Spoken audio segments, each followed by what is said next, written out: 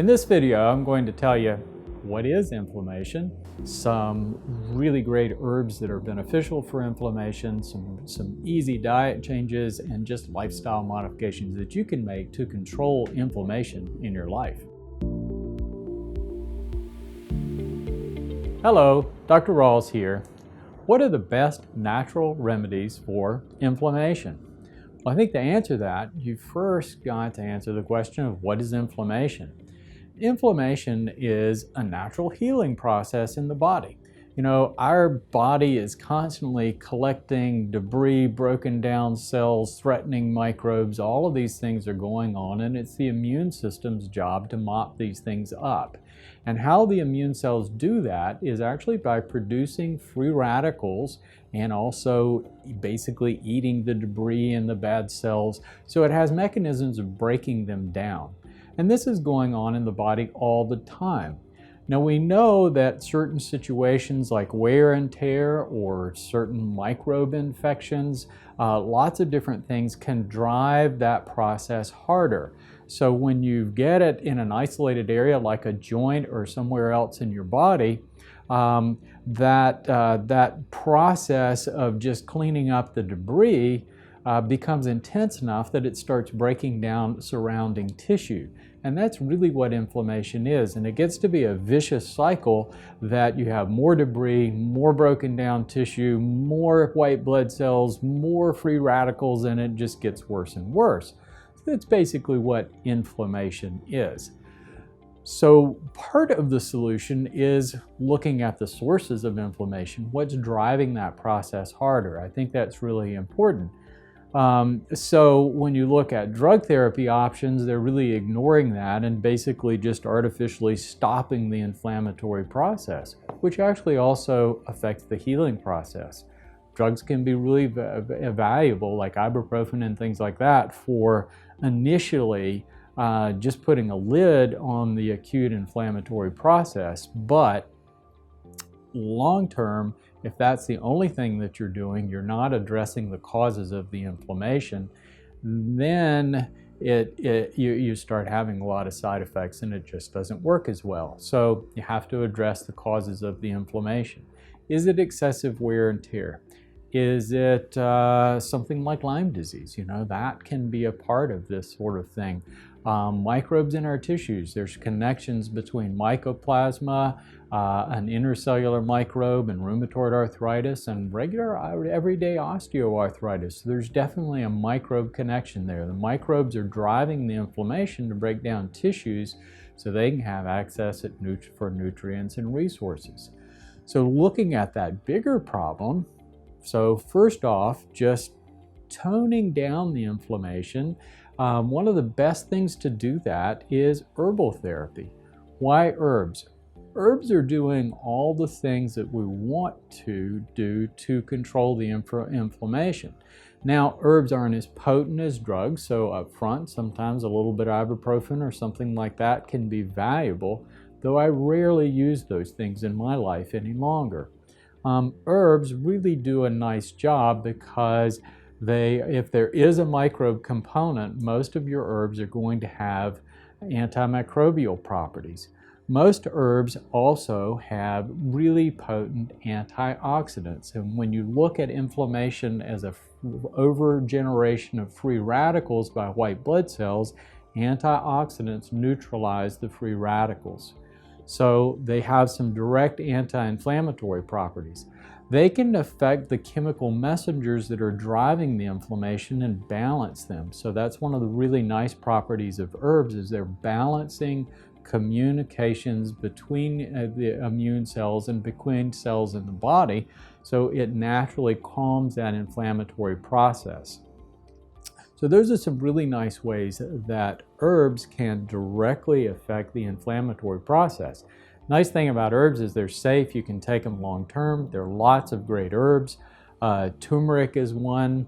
All of the antimicrobial herbs like andrographis and cat's claw, your adaptogens like reishi mushrooms. There are many, many herbs that have anti-inflammatory properties in addition to other properties that you might be using them for. So herbs are right at the top. controlling those acute symptoms, though, there's one herb that really stands out as being especially good for this process, and that is hemp.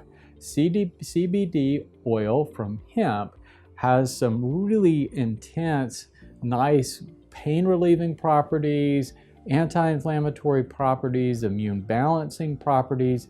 So CBD can be used as a topical, and it's often best combined with other essential oils like frankincense, tea tree oil. There's a long list of nice oils that you can use, and that soaks directly into your tissues. So if it's joint inflammation, a rub with CBD oil can be really, really nice for that purpose. Oral CBD is another way to control the acute symptoms of inflammation and control the inflammation at the same time. So in my opinion, CBD is often a better option than some of the pharmaceuticals, though you can use both together because they work differently, so it's just fine. Beyond that, diet, an anti-inflammatory diet. Well, an anti-inflammatory diet is one that it doesn't promote inflammation.